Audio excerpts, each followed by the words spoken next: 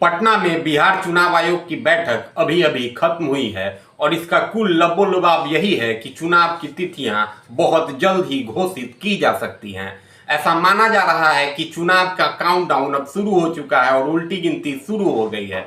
जहां इस बैठक में विभिन्न दलों ने भाग लिया तो इसमें जदयू के संजय झा ने ऐसा मांग किया कि पटना बिहार में एक ही फेज में चुनाव संपन्न कराया जाए, क्योंकि छठ पर्व भी इसी दौरान होगा। और वहीं भाजपा के अध्यक्ष संजय जायसवाल ने कहा कि बिहार में 2 फेज में चुनाव कराया जाना चाहिए। हालांकि महागठबंधन की तरफ से किसी भी दल ने ऐसी कोई मांग नहीं रखी है। अब बहुत जल्द ही सारी पार्टियां, सारे अलायंसेस जो महागठबंधन हो या फिर एनडीए हो, अपने सीट शेयरिंग फॉर्मूला को जाहिर करेंगी, क्योंकि अब चुनाव का काउंटडाउन शुरू हो चुका है।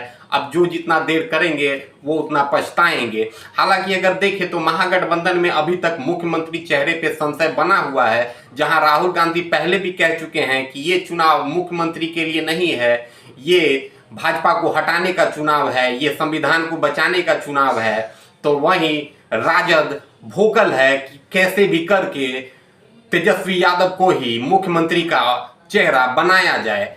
अभी तक कांग्रेस ने अपने पत्ते नहीं खोले हैं कि आगामी चुनाव में मुख्यमंत्री का चेहरा कौन होगा। हालांकि हाल ही के दिनों में दिए गए एक इंटरव्यू में पप्पू यादव ने क्लियर कहा कि ऐसा किसी ने नहीं कहा, किसी कांग्रेसी ने नहीं कहा है कि तेजस्वी यादव ही मुख्यमंत्री का चेहरा होंगे, क्योंकि ये कोई फैक्टर ही नहीं है, उनके लिए ये कोई मुद्दा ही नहीं है। उनके लिए मुद्दा है तो बस ये कि कैसे भी करके भाजपा को सत्ता से हटाया जाए, जदयू को सत्ता से हटाया जाए, क्योंकि नीतीश कुमार अब डिरेल हो चुके हैं और उनसे सरकार नहीं चल रही है।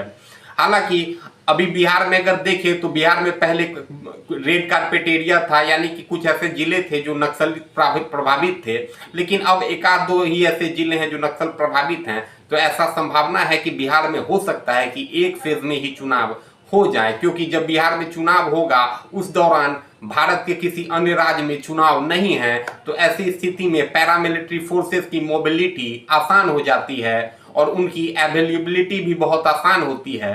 तो हो सकता है कि बिहार में चुनाव एक फेज या मैक्सिमम 2 फेज में ही संपन्न हो और छठ के आसपास आप देखेंगे कि चुनाव का परिणाम भी हम लोगों के सामने होगा। वीडियो कैसा लगा? अगर अच्छा लगा तो लाइक करें, सब्सक्राइब करें, फॉलो करें। मैं अमृतांशु कुमार, थैंक यू।